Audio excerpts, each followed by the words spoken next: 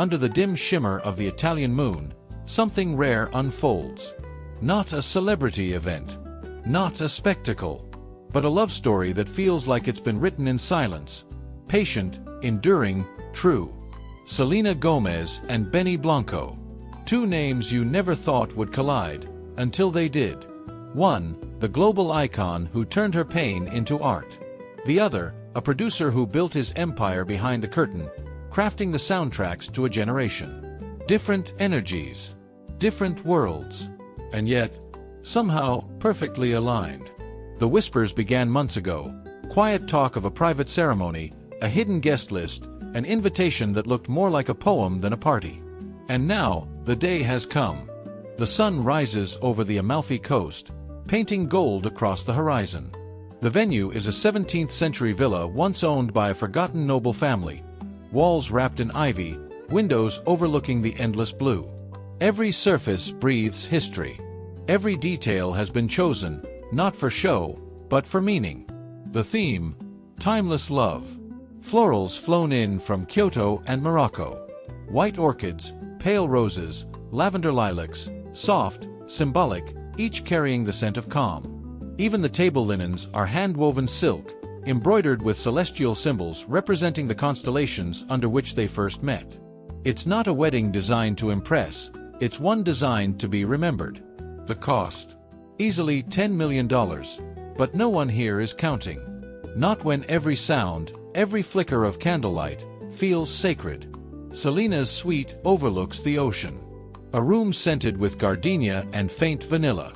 Her makeup is minimalist, radiant, almost glowing, the way light dances through clouds before a storm. Her dress is everything you expect and nothing you've seen. Dior's head designer himself flew in for her final fitting. Lace from Calais. Crystals from Austria. A silhouette that floats between eras. Modern grace wrapped in ancient beauty.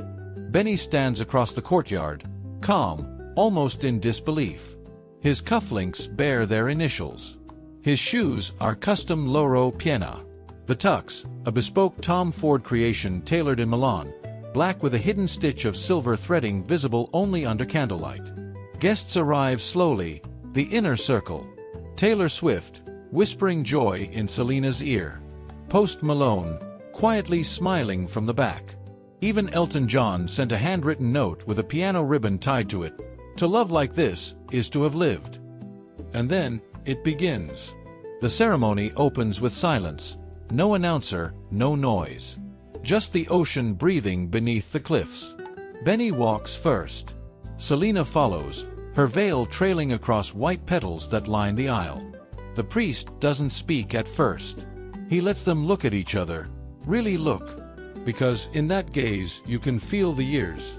The heartbreak. The healing. The rediscovery of what love can mean when fame has taken so much. Their vows are written in their own hands. Benny's voice trembles as he says, "You reminded me that even in chaos, peace exists." Selena smiles through tears. "You gave me a love that feels like home." No flashbulbs. No noise.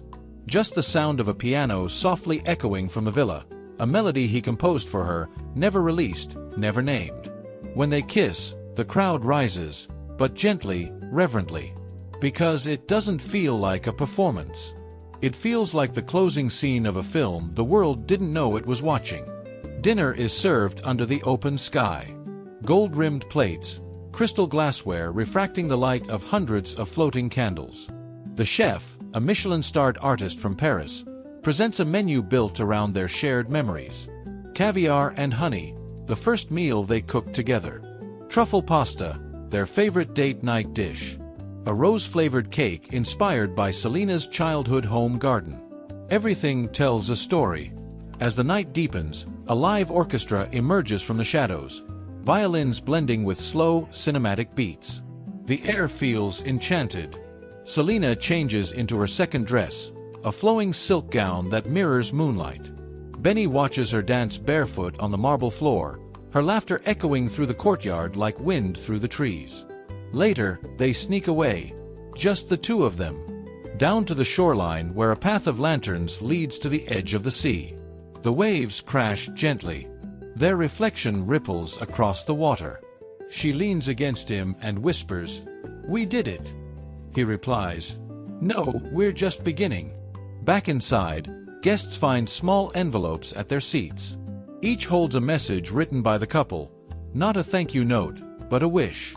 May you love with courage. May you live without fear. It's not just a wedding.